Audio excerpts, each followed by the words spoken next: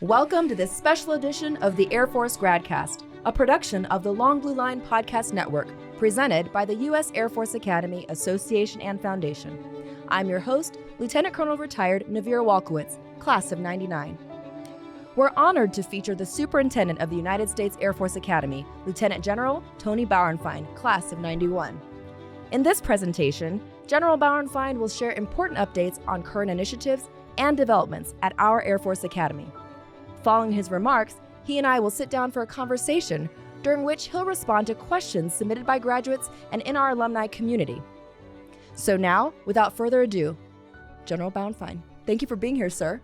Well, Naviere, thank you so much for allowing us to come and share our story of our wonderful Air Force Academy. And thank you as well to the Association of Graduates and the Foundation for all the incredible support that we receive to develop our future leaders into the warrior leaders that we need on day one in our Air Force and Space Force. Yes, sir. We are grateful you're here, and we can't wait to hear what you're able to share with us today, sir.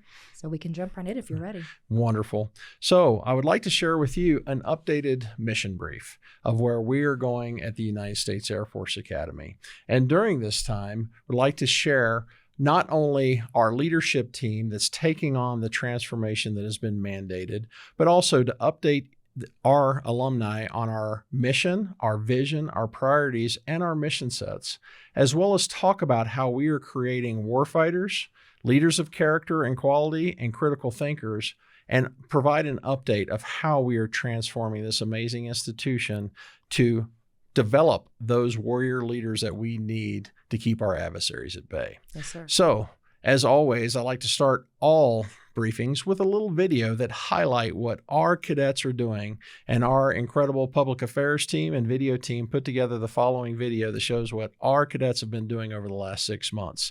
So please, we'll enjoy.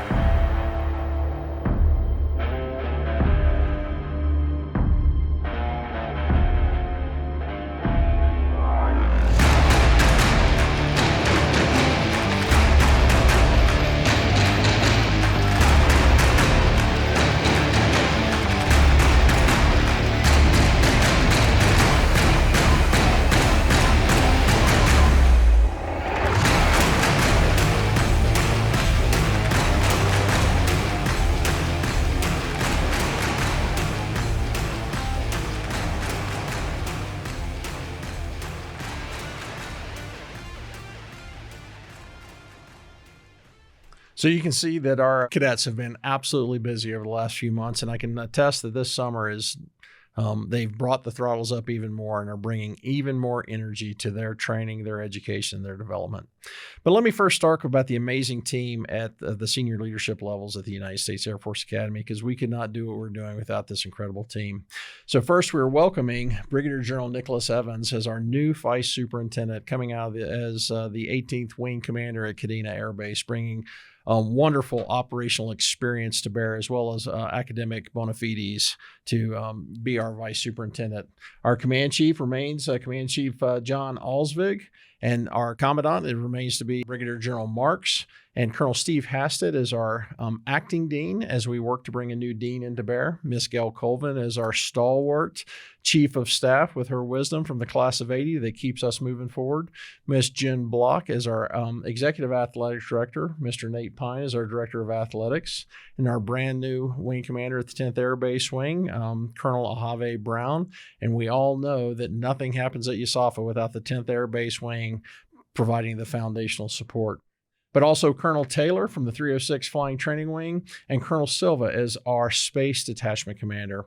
And it's important that we have all those leaders that are helping us transform Usafa. And to that transformation, we talk about our updated mission statement that was approved last fall. And that updated mission statement is that Usafa's mission is to forge leaders of character motivated to a lifetime of service and develop to lead our Air Force and Space Force as we fight and win our nation's wars. And for the alumni, as we went through this mission statement development, we realized that there are many activities we take on at the United States Air Force Academy. There's education, there's training, there's motivation, inspiration, development. And we realized that we are taking the most amazing women and men from all four corners of this United States, and we're bringing them here as raw materials, and we are taking them through high-stress military, academic, and athletic programs to forge them into something stronger than what they were when they showed up. And those are the leaders of character. We also wanted to make sure that we highlighted that it's about delivering a lifetime of service to our nation. It doesn't mean that every graduate needs to do 34 plus years in active duty like I'm currently doing, but continue to give back, whether that's in active duty, the Guard, the Reserve, to your community, in the defense industry, as an elected official, or as a key supporter in our alumni networks. Keep serving our nation. And then finally, is an acknowledgement that we, alongside our teammates at West Point and Annapolis, have a very special mandate that we are developing those warrior leaders that will fight and win our nation's wars. While we hope that we will achieve peace through strength and deter our adversaries, we must always be ready when the nation calls, and we will go forward and deliver victory for our nation. So it's important in our mission, but a mission will only take us so far. And the next step is acknowledging that we must have a vision. What is our North Star?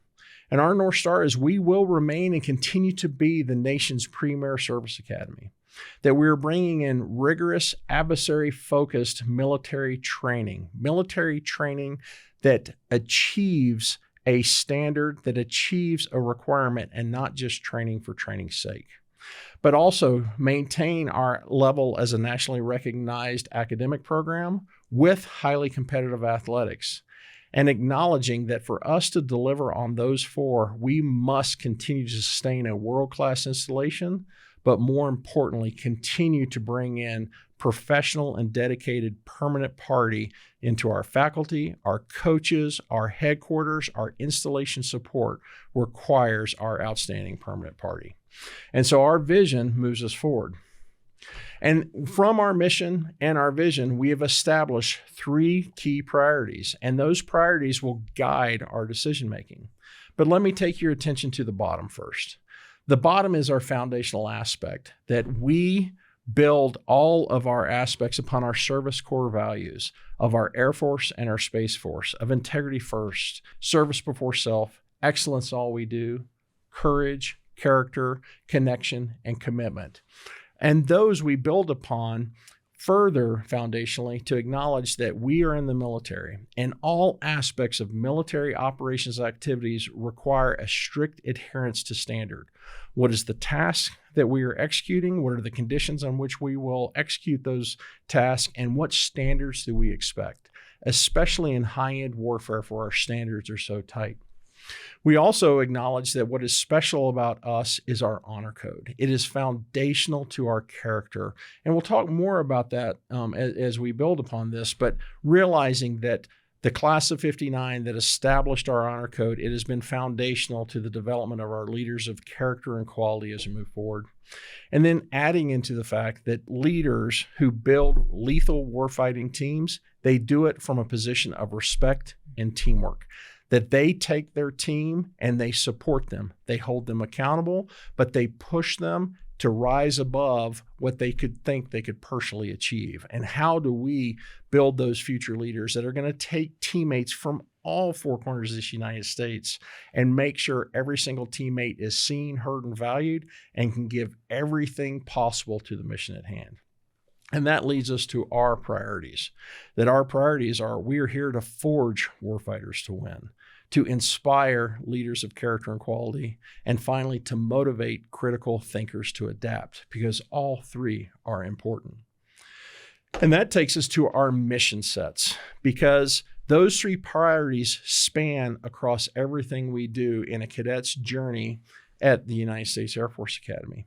And the first is acknowledging the military training aspect, that military training goes beyond just learning how to put a uniform on, just how to march correctly, but also understanding how to operate inside of Air Force and Space Force norms and take on those military training activities that our Air Force and Space Force are taking on right now with ready airman training and the ability to execute agile combat deployment. And that's activities like being able to shoot, move, communicate, medicate, and automate. But also acknowledging that we also must have that world-class academic program that challenges our future leaders to not what to think, but how to think. And to do that from a warfighting focused curriculum that is very STEM focused, but also leans in hard to how we can leverage the incredible intellect that these cadets are bringing in today and unleash them on some of the hardest Air Force and Space Force problems through our research programs as we lean into it. And then finally, as we talk about our competitive athletics, that athletics is a key aspect of the cadets' journey, whether it be through our 30 incredible intercollegiate sports teams, our intramural programs, our physical education programs, or finally, our physical fitness tests that demonstrate the warrior ethos that is being expected of a military service academy. And it's important that we look across those. But let me talk about a little further of our priorities from those three lenses. The first is the aspect of warfighters to win, of how we're bringing in training such as shoot, move, communicate, medicate, and automate. And I've heard some teammates are going, why are we doing this ground-focused training? And at the end of the day, it's not ground-focused training, it's joint force training. This is where our Air Force is going, that we still need to be able to succeed in the air, space, cyber domains, but we must also deliver excellence in these domains. With shoot, I have requested that all of our cadets now become qualified in their long gun, the M4, and their sidearm, the M18, every single year. So now they'll have the confidence of their weapons when they have to go forward into harm's way. The same with move and communicate. Can they understand the aspects of mission command, especially in future fights where we may not have the best connectivity with our highest headquarters? Will they understand commander's intent and still be able to generate the combat power we need to keep our adversaries on their heels? Finally, to medicate. Over the last 2 decades, we have benefited from the golden hour, where we had such dominance that when we had a teammate isolated or injured, we would have medical care or rescue capability to them inside the hour. Future battlefields will likely not give us that luxury. So we must teach our future leaders those advanced medical capabilities to take care of their injured teammates while they're continuing to generate combat power. And finally, as we have seen from the Iranian wars and the Ukrainian wars, automation is here and part of modern warfare. And so how are we going to bring automation capabilities to our future leaders so they can develop the new TTPs that we are working through?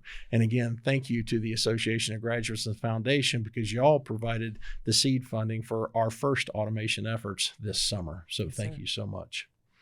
And let me dig in a little further on why warfighters to win. And from our president and our Secretary of Defense, it has been very clear that they want us to establish peace through strength, that we must develop our ways in 3 areas to restore the warrior ethos, to rebuild our military, and to reestablish deterrence.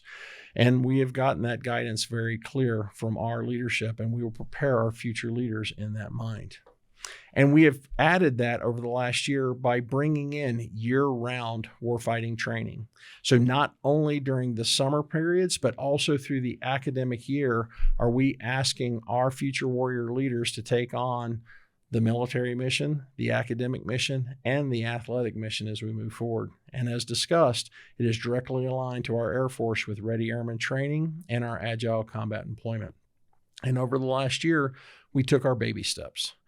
We're not where we need to be, but I can tell you I'm proud of how far we've come because we moved forward with energy and violence through the fall and spring culminating exercises. I'm proud of how far we've come, but now for this year, we're going to enter into the walk phase because we have more to go. And with that in mind, there's been conversations of recognition and promotion, and that is tied not only to our leadership development, but also to our warfighting training. And it's an acknowledgement that for every year you're at the Air Force Academy, we are purposefully developing you and increasing your capabilities. And so we are going to provide the expectations for your year, whether you're a 4-degree, 3-degree, 2-degree, or firstie, and you must meet those training standards. And if you do not meet the training standards, then we are not going to recognize you for your past work. But if you meet our standards, then we are going to recognize you for the good work and promote you to the next grade, with the ultimate promotion being a second lieutenant in our Air Force and Space Force as it goes forward. Over the last year, there are teeth to this. We did have 153 cadets that were not recognized due to not meeting the standards, but we are now providing them the options over the summer and this fall to now meet the standards as we move forward. Also, this year, focusing on warfighting is acknowledging that we must arm the cadets to be the instructors. Last year, we did it very quickly. Now we're going to take advantage of our incredible cadets.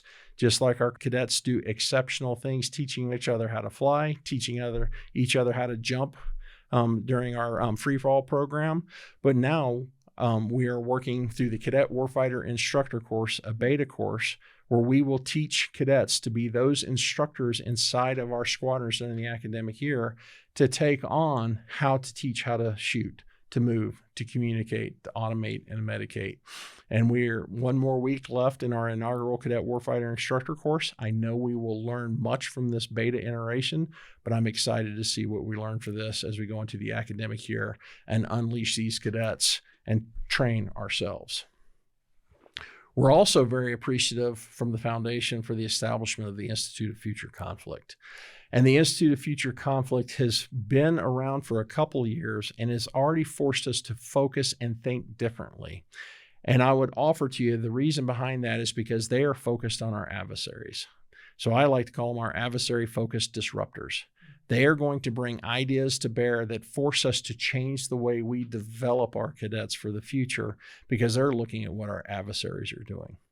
And as such, we made the decision to elevate them into headquarters Usafa so they could have a wider impact, not only within the Dean of Faculty, but also within the cadet wing and the athletic department, so that we can ensure that we are bringing those disruptive thoughts and putting them in place so we prepare our leaders for a very uncertain world, to include bringing realism into the training that our cadets are taking on. We're also acknowledging academically there's more that we have to do with our intellect. And over the last year, we have added 3 additional warfighting minors, one on quantum, one on aerospace materials, and we're in the final stages of establishing a warfighting minor on future conflict. And hopefully we will be able to start providing that to our cadets over the next year as we lean into that. So very excited to the growth in our academic options. And then finally, athletically, we're updating our PT standards and we're adding additional PE courses for our future leaders. Our future leaders, we will increase water survival, especially when we look to the future and the regions where we expect to potentially have conflict. Increased water survival is important, as well as increased combatives. And we're still in the final stages of planning of how we can bring a team-focused final warfighting capstone physical education course that brings all of that physical education together for a team-focused event for our firsties, but still in the planning stages of that. And as discussed, updating our PT standards to align with our Air Force and our Space Force, with an acknowledgement that simply what we were doing is adding minimums to each of the caveats to ensure that you must pass each individual event while also meeting a score-based event as we move forward. Again, aligning with our Air Force and Space Force. Now, as we transform, it's not just about warfighters to win. It's also about leaders of character and quality. As I like to say, it's developing leaders who do the right thing the right way, even if it's unpopular, because we must have leaders that are willing to stand up and do the right thing for the formation. And we have focused on that. We have focused on reinforcing standards and accountability. While initially it was permanent party coming in fairly strong to establish the standards and accountability, what we quickly saw from our amazing future generation was the cadets going, we've got this. We will establish it. We will uphold our standards. We will uphold our accountability. And to me, that's very important to see that our next generation is taking ownership of that key leadership aspect, to even include honor. As many knows, we had a pretty significant honor violation last year. The bad news is that occurred. The good news is it was the cadets themselves who came forward and said, this happened and this is our way forward. As in all situations, though, anytime you point a finger at somebody, 3 fingers point back at yourself. We realized that institutionally, we had probably lowered the standards too far. We didn't expect enough. And we had parsed the honor code. And we made the decision to return to our roots and say, no, the honor code is holistic. It will not be parsed. But we do acknowledge that these amazing men and women that come from all 4 corners are coming to us in different stages of their character development.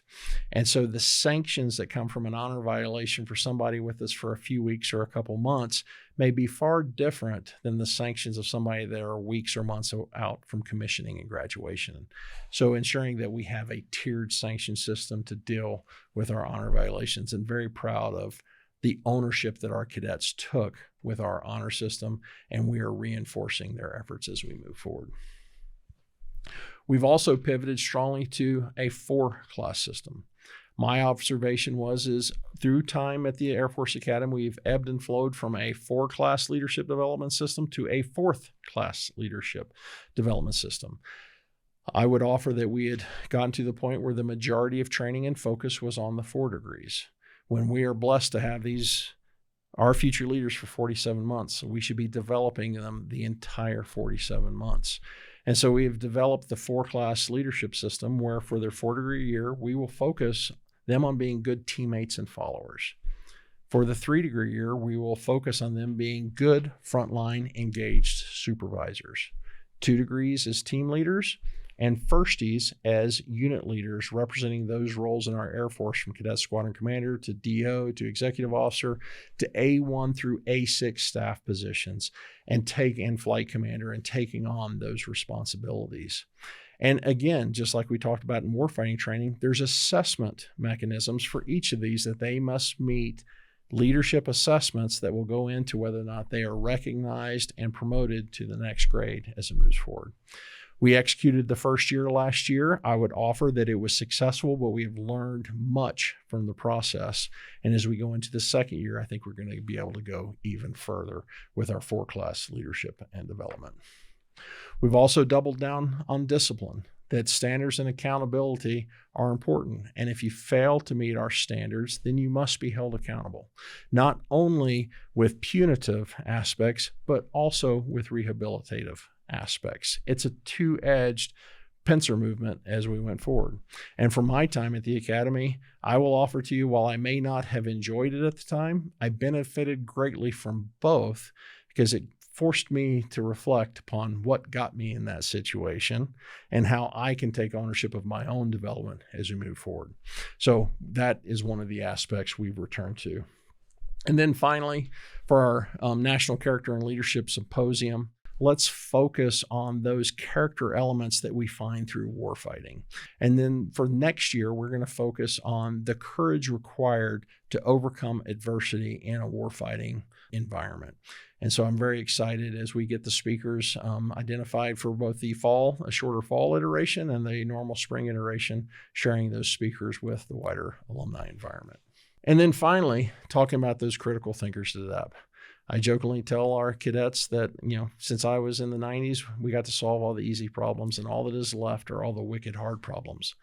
But we need those critical thinkers to adapt, because they're going to bring the ingenuity, they're going to bring the innovation, and what I've challenged them is they've also have to bring the courage to challenge the status quo. Too many times in our military, when we ask why we do something, if the answer is we've always done it that way, then maybe we need to rethink and understand, are there better ways to do it? And I can tell you, our cadets bring that to bear. And so for this year, we're really focused on cadet empowerment and responsibility. Last year with the mandate, we moved very quickly, and we were more directive in nature. And what we heard loud and clear is the cadets hurdled over our expectations. What we heard loud and clear from them was, we want to control the way forward. And so how do we empower them more? And how do we make it clear that they are responsible not only for their mission, but their people? And adding to that of spending more time with them with these changes of, why are we doing this change? And making sure that they understand the rest of the story. You may not always like the why, but if you have an appreciation of the why, it's foundational to be able to execute mission command, because you now understand commander's intent, and you now can go, I know the why, we can keep moving forward, because we can move forward with that. We're also focusing on operationalizing all of the United States Air Force Academy, bringing that operational mindset to bear, from whether it would be establishing an A2 directorate in the headquarters and the cadet wing and in all cadet squadrons, and the A2 directorate being our intelligence directorate, so that we can start to bring in classified intelligence briefings and give them not only to our permanent party, but to our future leaders. And we started that last January to great success, so that our future leaders can start to understand not only our allies' capabilities, but our adversary capabilities, and how we will conduct our joint warfighting aspects as we move forward. And it's important that we continue to bring in those operational matters, so we prepare the cadets of today for the second lieutenants of tomorrow that can seamlessly nest in to how our Air Force and our Space Force operates. And that's a nicer way of saying is, some of the Usafa unique things we've done, we probably need to think about how we're doing that in our Air Force and Space Force. We're also doubling down that cadet squadrons are the unit of action, just like it is in our Air Force that the squadron is the unit of action. And it's tough at Usafa, where you may prioritize your IC team or your major or your club, but at the end of the day, it's going to be the squadron that succeeds together as a team. And so we're focusing on making sure that we are reinforcing what the cadet squadrons are doing. They are going to go through their military training together. They're going to go through their culminating exercises together, same as recognition and promotion. And that's important as we focus on the 4-class system of those teammates, followers, frontline engaged supervisors, team leaders, unit leaders, but also acknowledging that we must empower cadet leaders to own the responsibility of their units. And I recently sat down with the cadet squadron commanders and their special staffs and said, congratulations, you're the cadet commanders. You are responsible for 2 things, your mission and your people. It's not just about marching at the front of a formation. It's about executing the mission you've been given, whether that mission be military, academics, or athletics, and taking care of your people. And as such, we have established special staffs inside of each cadet squadron. Every wing in the Air Force, most groups, and many squadrons have special staff to both support the unit, but more importantly, advise the commander. Because the commander is the one who's ultimately responsible for their people. And so we are bringing cadet special staff, which they may not be the subject matter experts in equal opportunity, integrated prevention response, spiritual matters, or medical matters. They are there to support the squadron, advise the commander, and have that connectivity to our subject matter experts, whether it be our chaplaincy, whether that be our amazing medical group and cadet clinic, our amazing SAPR team, and all the helping agencies across Usafa to make sure that we can support all of our cadets going through a high demand developmental program at the United States Air Force Academy. And the twist on that is, again, saying, commanders, you are the ones who are responsible. And now let's give you the tools to be successful as the permanent party are there to advise and oversight, but empower our cadets even more. And then the final one is a return to decorum training. We conducted a beta test last year to success, and now we're looking to see how we can bring forward that decorum training for the entirety of the cadet wing.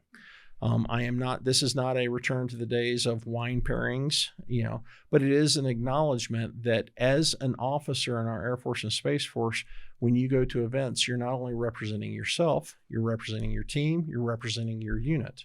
And what are those decorum skills you need to have at events so that you can develop networks with teammates that might be outside your normal operational circle?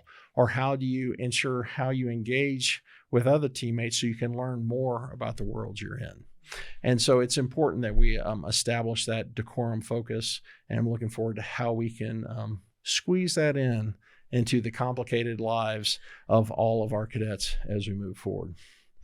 And then just to reinforce on the critical thinking, I've already talked about the 3 minors we added, but I'm proud to say that we're in close coordination right now with General Tullis at our university, and we're about to sign the Memorandum of Understanding, where we will start a beta test for offering master's degree classes at the United States Air Force Academy, with the long-term intent of offering master's degrees at the United States Air Force Academy under AFIT's certificate, the Air Force Institute of Technology's certification. So we have much to learn, but the doorway is open. And I can tell you from looking at so many of our cadets that come in with 20, 30, 40 college credit hours already, I think we have, cadets that are ready to take on that journey. And I look forward to giving an update on that after we get through some of our initial how does this work process.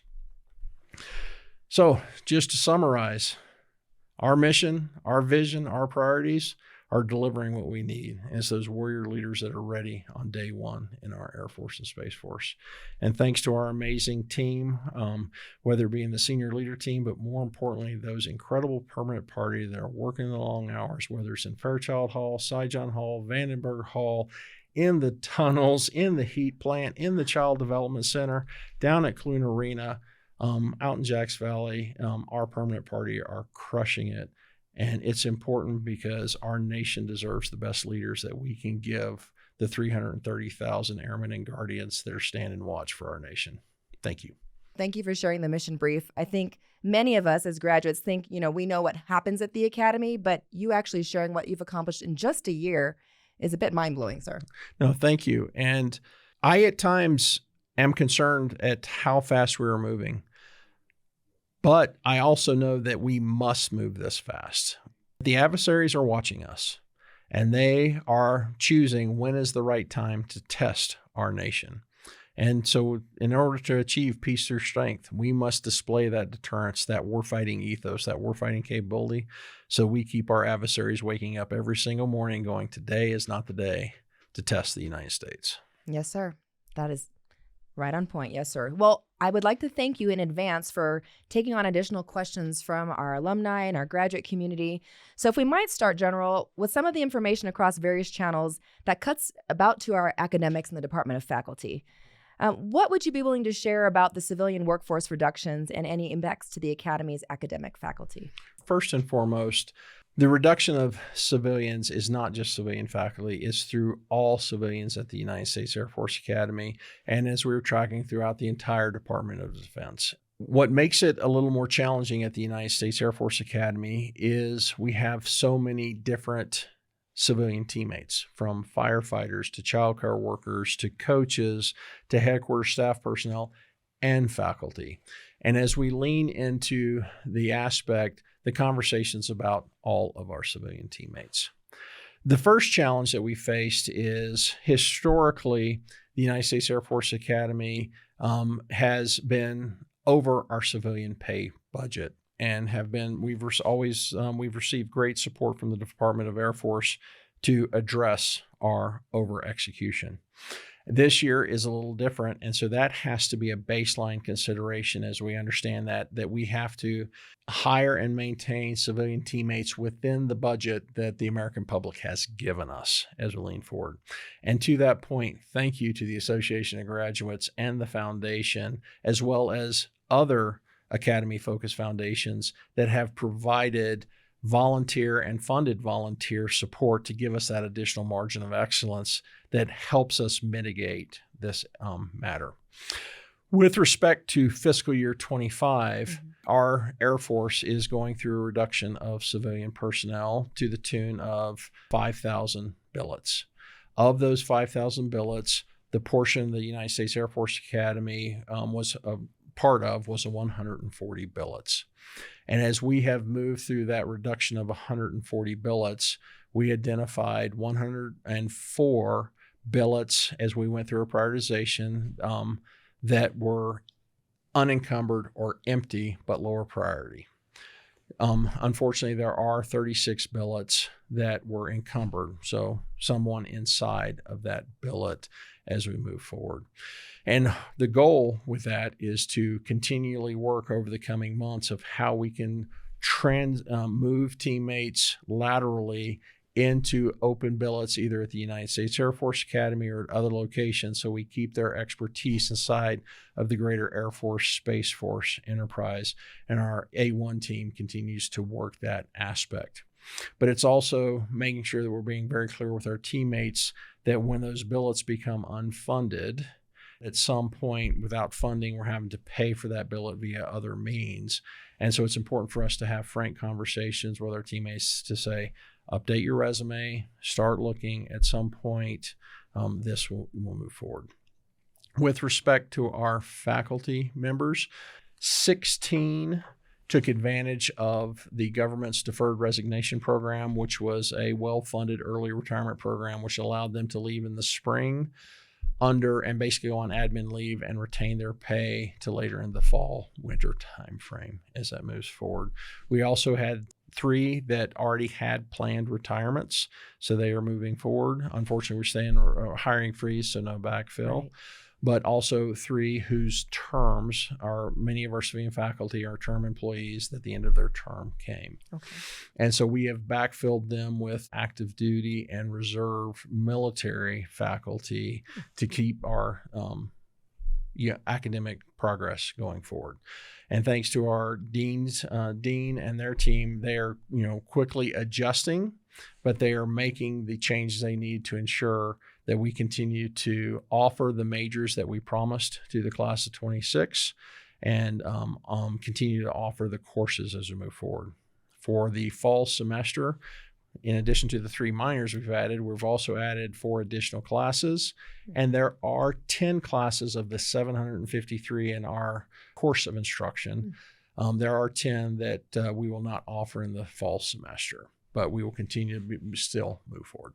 Yes, sir. Thank you for that. You talked about backfills. Can you talk about some of the most important competencies for those instructors as they were backfilling those positions? Right. As I testified to the Senate earlier this spring, the 2 most important things to me inside of our classroom is one is subject matter expertise.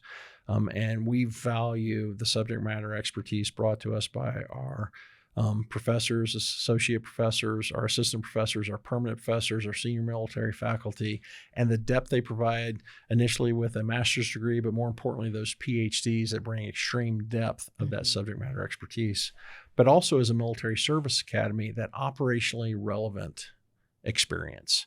How do they apply what they're learning in the classroom into their futures in the Air Force and Space Force, whether that be in labs, on operational units in future battlefields, and how they can connect that to the future.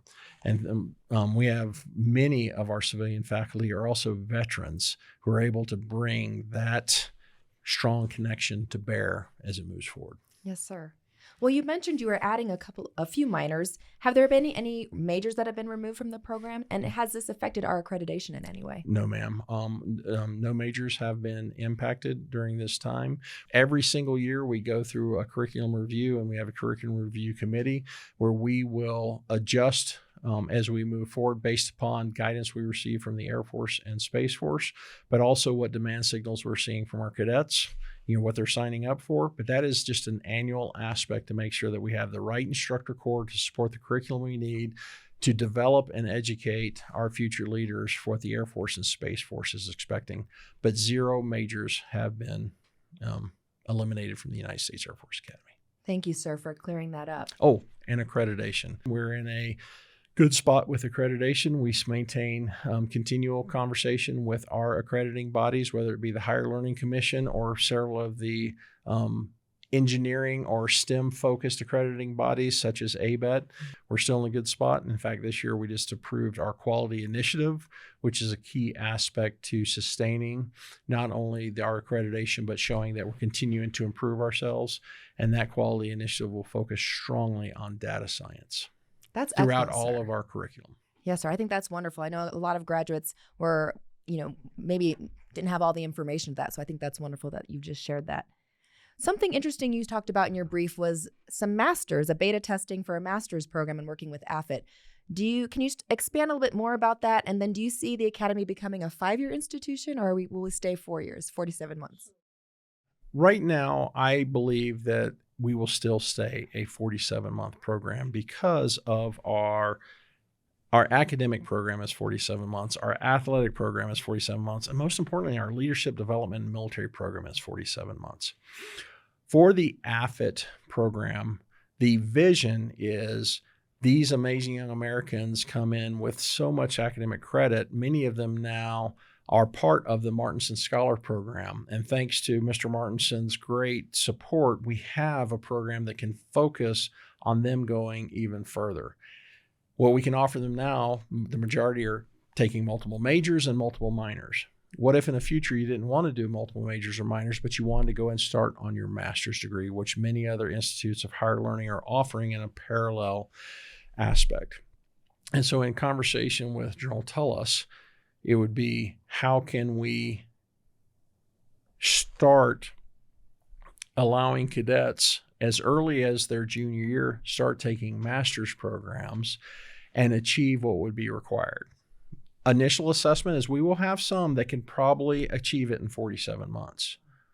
But probably the greater group will need to stay at the academy for maybe 6 or 12 more months as a second lieutenant to finish up their AFIT courseware.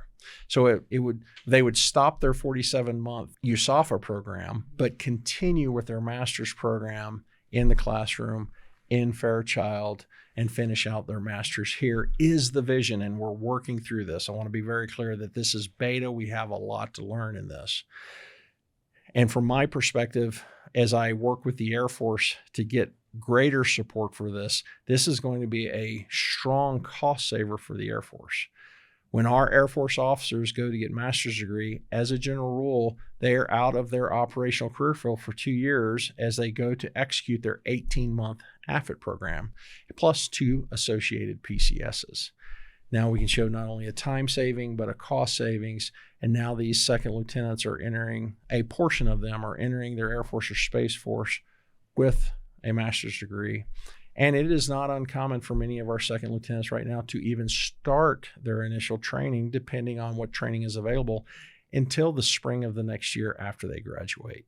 So I see a strong promise, but we have got a lot of work to do to make it a reality. Yes, sir. Well, that's creative and innovative thinking right there. I think that we're very excited to hear more about that, especially as the beta testing moves forward. Sir, maybe we can move into the warfighting realm. Graduates have been very interested in the renewed focus on warfighting that you've taken over the past year. What recent programs or military training taking place at Usafa right now have really supported this development of the warfighter and ready to lead on day one? Right. Yes, sir. So I believe we've always had a strong foundation of warfighting training, whether it be our airmanship programs, our powered flight programs, our jump programs, our special warfare programs. We are now, and basic cadet training and cadet survival. But we're building upon that, and we're adding to those as great examples. We, as discussed earlier, if we can fight for the ammunition, we will have every single cadet qualify on both weapons every single year. The class of 29 for the M18, the pistol, they qualified at a rate at about 65%. Okay. For the M4, the long gun, at a rate of 93%. And I'm very proud of those numbers because many of those young men and women, that was the first time they've touched a weapon in their lives. And now, if they do it 3 more times before they graduate, those qualification rates are going to skyrocket. And they're going to have the confidence when they deploy into harm's way of their weapons. Additionally, thanks to the great work by the Cadet Wing, we have received 4,000 sets of Suburni chemical gear.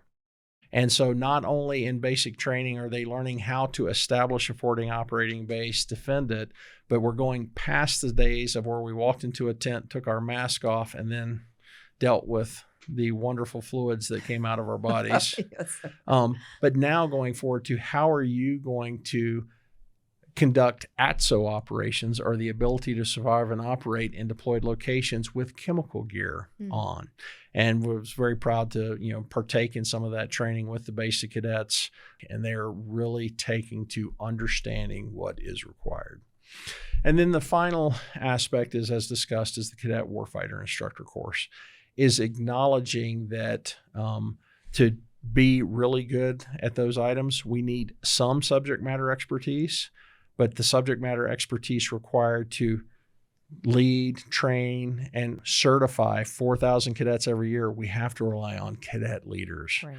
And like as discussed, they're in the field as we speak in the inaugural Cadet Warfighter Instructor course, and I look forward to seeing the feedback of how they will come back into the squadrons, and tying that back to the cadets wanting more ownership of their training. That's the intent, is 12 cadets inside of each cadet squadron that will now take on the responsibility through the academic year of that warfighter training that we will assess in the fall collects and the ultimate assessment in the spring collects.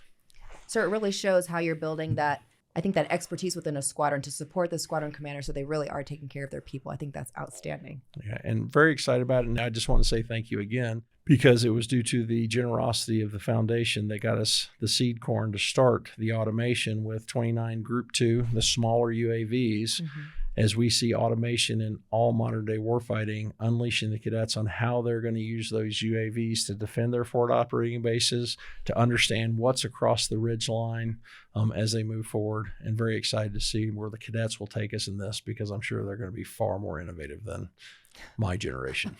Our generation, sir. Yes, sir. Well, you talked about the 4-class system, and I think that was really relevant for our graduates to hear. How are cadets feeling motivated through this process? And, how have you seen them evolve over the past year since you've started implementing that? I think the first aspect was it took them time to truly understand what we were laying out as it went forward. And every year we do this, we will get a little more advanced. At the end of the day, I think our 4 degrees understood it. That was good. Mm-hmm. It was they understood what it meant to be a teammate follower, and that was an easier aspect to develop them through. The team leaders at the senior NCO level for the 2 degrees and the firsties as the unit leaders, they started understanding that.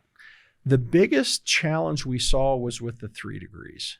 What does it mean to be a frontline engaged supervisor? Mm-hmm. And we have to, troop lead them through, this is what it means to be a frontline engaged supervisor, that they are not your coachee, they are your subordinate, but to take best care of your people, you should know where they're from. You should know about their parents. You should know their dog's name. You should know when their birthday is.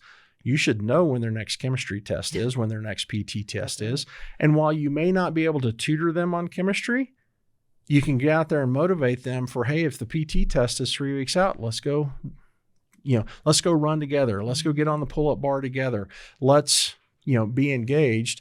And the more you know your teammates, what I offer to you, whether it be in morning formation, new meal formation, at the tables at Mitchell Hall, in the halls of your squadron, inside of 30 seconds, you're going to see your teammates, your subordinate, and you're going to know if they're going to have a good day or bad day because you're close enough to them to know just quickly, okay, they're going to have a great day or something's going on. Let's go take a walk. Let's figure out what's dragging you down. And how can I, as a frontline engaged supervisor, start taking barriers out of your way? I mean, I can only imagine that that's given them more pride, even now that they understand this is how I can be a frontline supervisor when you give those very specific examples. Exactly. Well, if we might shift gears a little bit to admissions and graduation, since we just had a class join us and we had a class recently graduate, maybe you can tell us how the class of 29, how they're faring so far. Oh, the class of 29 are doing great. I am impressed by their professionalism. I'm impressed by their energy. And as you saw, as we just did the recent march back, yes, sir. They were loud and proud. Yes, so sir. they were that was really good as it went forward. And for the class of 29, I'm proud to report that they are faring very well. Just so everybody knows, we had over 9,000 completed applications. We offered 1,411 offers of admission, and 1,112 took the oath on I-Day as it moved forward. We had cadets from every single state and territories of Guam and Puerto Rico, as well as 12 international cadets that joined us. Of those, 117 from the prep school came up the hill. And then 76 are, part of a prior long blue line as it's coming forward as it goes. Of the class of 29, 55% were in the top 10% of their class, and 96 were all in varsity sports. Right now, we're at, as coming out of basic training, of 1,095. And during that time, they're still going strong. We did have some teammates that didn't have a full appreciation of what military life was, or may not have been as impassioned about the academy as their parents. And so we've parted ways with a few small numbers. But during basic training, I can proud to say, we talked about the qualifications on the weapons, but also say they took their very first PFT test. And looking back over the last 5 years, they on average scored 15 points higher than the last 5 years. So, and that's a testament to two teams I would offer to you. Well, not only the cadets themselves who had to do it, but I offer our admissions team that's out there saying, hey, congratulations, you've been admitted. Start preparing now. But also our athletic department team that was out there giving them good focused training to prepare them for those physical fitness tests. And they just took PFT number 2 a couple days ago, and we're assessing the data, but all indications are it's trending up. Yes, sir. Those are outstanding numbers. I think, the fact that as a country, we're seeing admission rates and the challenge of getting the best of the best into the door, the fact that we had such wonderful numbers coming in and we're attriting very low, I think is something we should be proud of. I'm very proud of it, but acknowledge it's a knife fight to get the best of the brightest. And so thanks to Air Education Training Command and Accessions Command, we are going to try a new marketing contract this year to further make sure that the amazing young Americans throughout all four corners truly understand the opportunity in front of them with the Air Force Academy and make sure they're aware of it. And so I'm excited to see how that marketing campaign goes to even up our numbers even a little bit more. Awesome. Yes, sir. Well, sir, in the realm of athletics, last year you showed an emphasis for cadet support and participation at more of our athletic events. What have you seen come from that? And what can you share about athletics and intramurals most currently? It's one of our 3 mission sets, athletics, and it's not just for our IC athletes. I jokingly tell some of the teammates to say, tell me about a cadet's life. It's like, well, they have 3 full-time jobs, a military job, an academic job, and an athletic job. And they really get a Bachelor of Science in time management. Yes, and sir. that's as we go forward. But I've asked the athletic department, during COVID, our intramural program atrophied, and now we have to see how can we bring some, really enhance our intramurals as it goes forward. But I'm especially also proud of our intercollegiate athletes, 30 intercollegiate programs. When we talk about the blood, sweat, tears, the hard work that our IC athletes representing 25% of that wing, they are really jobbing it hard. And my expectation as the superintendent is all 30 of those programs earn home field advantage. And so I've recently published an operation order to the team as we look into the fall sports. And the basic, synthesis of it is protect this house. We will come strong to all home events, and we're working through that aspect. And so as a whole, not only will we figure out how to be strong at all of our home events, whether it be, this fall with women's soccer, men's soccer, cross country, water polo, volleyball, and importantly, football. And proud to report here at our AOG that the entire cadet wing will be marching on to the football field and protecting this house at our amazing stadium at home games. Yes, sir. Thank you for that. That's fantastic. Sir, you can't come onto this Air Force Academy, this 18,000 acres of amazing academy, without seeing some of the changes, whether it's facilities or capabilities. Of course, there are two questions we hear often about the chapel in the box. When will the chapel be done? And then also, what about the visitor center? When can we actually get into it? Well, no, those are two great questions, Naviere. First of all, I think that the box has become so routine there that we received a formal request from cadets of how could we have a no-kidding drive-in movie theater screen. And the request came in at $300,000. So we thought the prudent action was let's get the chapel done so we can take the box down instead of putting a new theater. But right now for our chapel, again, it is an amazing piece of architecture, and to maintain the historical relevance and the hard work that went behind it, it's going to take time. Right now, we're on schedule for 2028, and we're focused on making sure all the involved teams take every single day out, and we can find out as soon as possible when we have any sort of deviation so we can swarm it. And so as such, we hold monthly meetings with IMSC, the Installation Management and Sustainment Command, Air Force, AFCEC, Air Force Civil Engineering Command, the Corps of Engineers, to go through all of our military construction projects so that if something comes up, we're aware of it within days of the issue, and we swarm it together instead of letting issues boil for a long period of time. And so excited to get the chapel back open as such a spiritual icon of the United States Air Force Academy. And spirituality is so important to the holistic leaders' readiness, not just physical, mental, social, family, but also spiritual. And I think it'll be important for that development. And then to the visitor center, we're on track to open up in May of 26 before the graduation, and excited to finally open that visitor center and share with a much wider audience what all of our alumni and we know of the amazing story behind the Air Force Academy, all the amazing exemplars who have come from our academy. And I will share with you, I'm excited to get a whole ton of young Americans inside the visitor center so they can start getting excited about being part of the class of 2032, 2038, and beyond. Yes, sir. Well, they say things are worth the wait, right? Good things are worth the wait. And I think the interactive displays that are going to come with this are really going to help people understand truly what our cadets go through. Absolutely. Yes, sir. Well, and sir, thank you again also to the AOG and Foundation. As money got tight, the foundation came forward, and we now have that beautiful glider, in position that shows what, all of our cadets are working through. Yes, sir. Well, that is our sole existence, is to support the academy, serve our grads, and preserve the heritage. So yes, sir. Well, sir, I want to be very cognizant. I'm cognizant of your time. We are so grateful you're here today. Mind I ask you one final question? Please do. What's on your mind that you might want to leave with our graduates to be thinking about when you think about our academy and your vision and mission? What can you leave us with? I just want to thank the Long Blue Line. We are 55,000 plus strong. There have been so many of our alumni, every single one of us, that have gone through this journey, and we're proud of this institution. And I just say, continue to support this amazing institution, spread the good word of what our Air Force Academy is, because we want amazing young women, amazing young men that are in your communities, in your churches, at your work centers to say, hey, have you heard about the Air Force Academy?